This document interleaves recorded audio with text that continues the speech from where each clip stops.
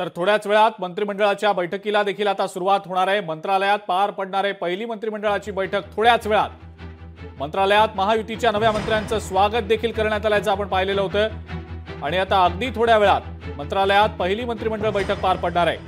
मुख्यमंत्री देवेंद्र फडणवीस आणि दोन उपमुख्यमंत्री एकनाथ शिंदे आणि अजित पवार यांच्या उपस्थितीमध्ये ही पहिली मंत्रिमंडळ बैठक सुरू होणार आहे।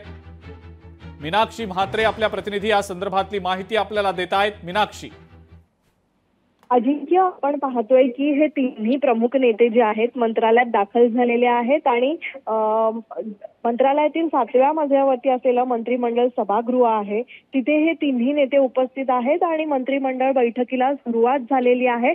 प्रामुख्याने आपण पाहतोय की शपथविधी सोहळा पार पडताच हे तिन्ही प्रमुख नेते मंत्रालयात दाखल झाले आणि या ठिकाणी पहिली मंत्रिमंडळ बैठक जी आहे ती सुरू झालेली आहे। या बैठकीमध्ये प्रामुख्याने आपण पाहतोय लाडकी बहीण योजना असेल किंवा मग ज्या पद्धतीत मंत्रिमंडळामध्ये सत्ता स्थापनेसाठी ज्या पद्धतीत ज्या हालचाली किंवा जी प्रक्रिया पार पडली त्या अनुषंगाने कोणकोणत्या मंत्र्यांची या ठिकाणी कोणकोणत्या पक्षाला कोणकोणती खाती जातील या संदर्भामध्ये ही चर्चा होऊ शकते आणि आणखीन इतर काही गोष्टींबाबत जर आपण पाहिलं तर चर्चा होण्याची शक्यता आहे।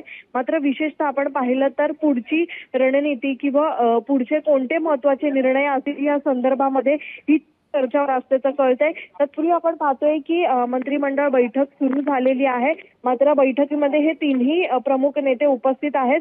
सध्या आपण पाहिलं तर 7व्या माळावरती असलेल्या या मंत्रिमंडळ सभागृहामध्ये ही बैठक सुरू झालेली आहे आणि याच मजल्याच्या खाली असलेल्या 6व्या माळावरती या तिन्ही प्रमुख नेत्यांचं दालन आहे। आपण पाहिलं तर ज्या ठिकाणी मुख्यमंत्री थांबवतोय तुला थोड्या वेळासाठी, पुन्हा एकदा येतो मी तुझ्याकडे। तीनों को भी बहुत शुभकामनाएं। अजित पवार, एकनाथ जी, सगळ्यांना